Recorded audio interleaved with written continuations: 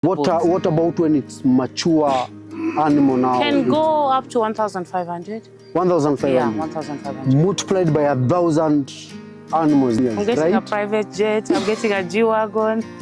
Lovely, lovely. Guys, farming is good.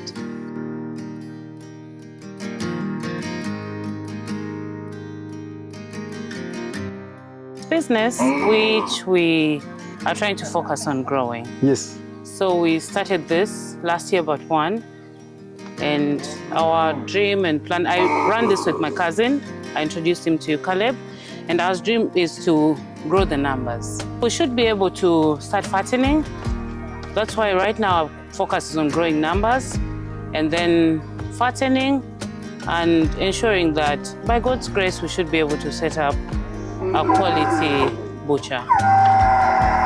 Locally, being at the border of South Sudan and DR Congo, I see a lot of meat market in DR Congo. There's a lot of cows in South Sudan, but there's a lot of market in DR Congo.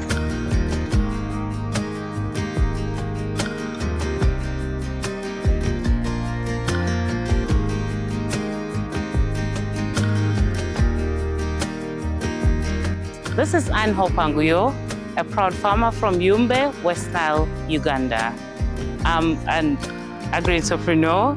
I do vegetable farming, I do poultry, I do piggery, value addition sunflower oil, and also where we are, we do some, what do we call it? What did you say? We keep cattle and some goats. It's a pleasure to show you what we do here, and we look forward to getting to know what you do, and also we're looking forward to having you here so that you come and learn and see what we do. We would love to learn from you as you also learn from us, because when we grow and you grow, the conversations are different. Which one is the most dangerous? This one?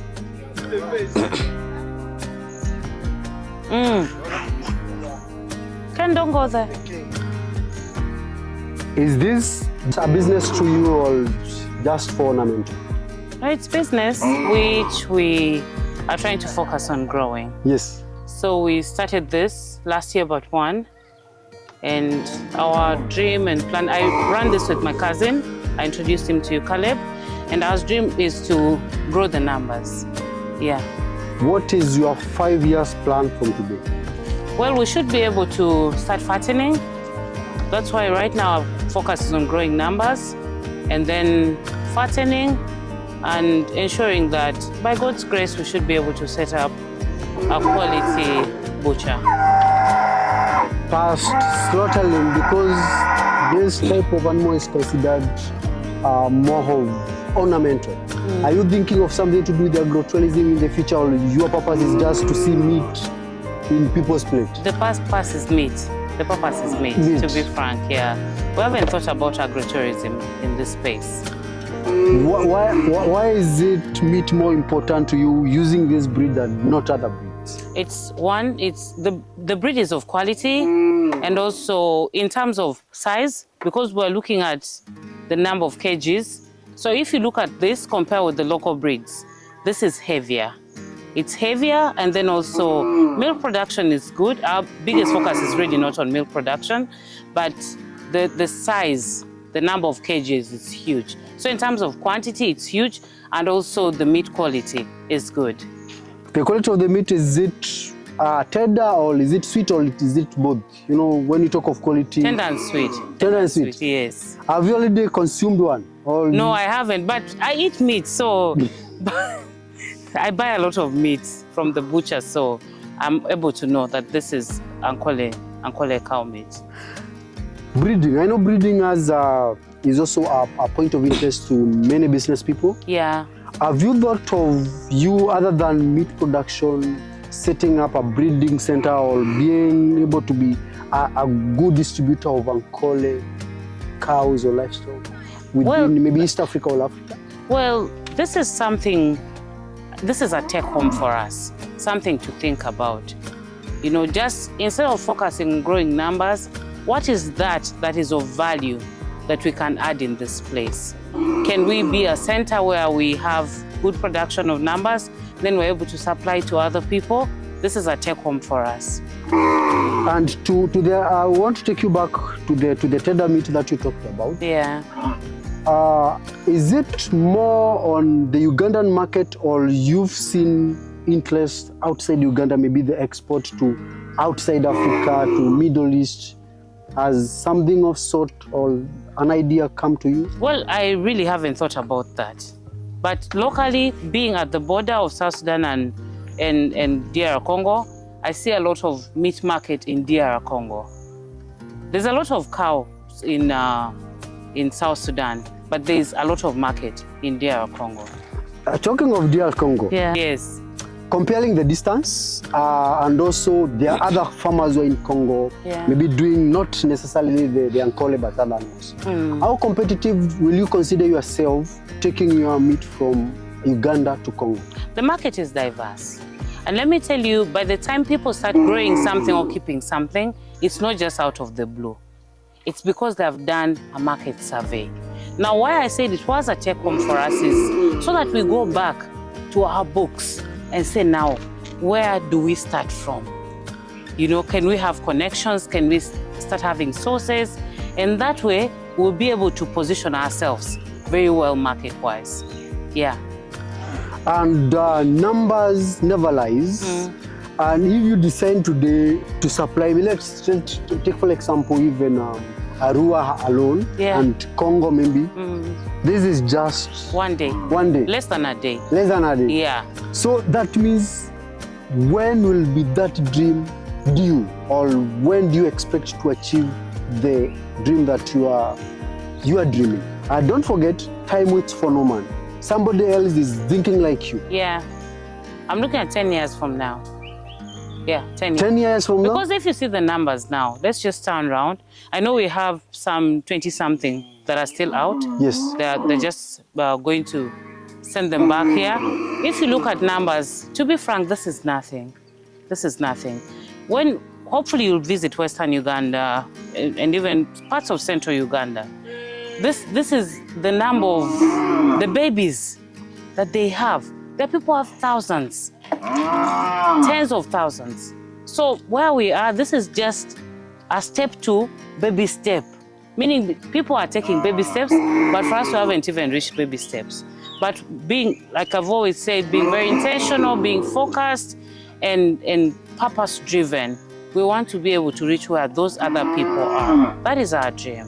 And those where other people are is 1,000 plus? Yes.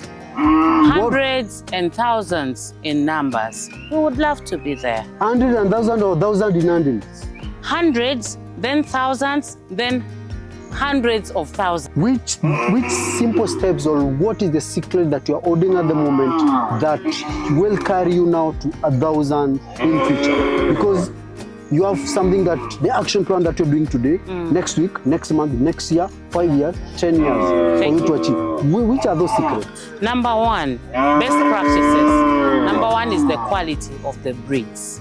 Can we get good quality breeds of cattle? We're looking at breeds like Boran. If in the next 1 year we can be able to get a few Borans, then add some other more Ankole, get a few locals and then cross them. That is already a good practice. Number two, maintenance of this place, you know. Number three, treating them on time, feeding them well, because feeds reflect on the physical appearance. So if you look at this, I'm really impressed. If you came here in January, you'd even cry, because we didn't have grass. There was no pasture. But now if you see, they're looking this good because of the feeds. So if we can be able to do better in terms of feeding this, not just depending on the natural pasture, but if we can be able to improve on the pastures, grow our own pastures in this place, definitely. And also number four, visiting other farmers. Who are these other farmers who are doing better? Can we learn from them? Can we ask them questions? Can we make some of these people our mentors? So that we're able to also grow. Because learning never stops.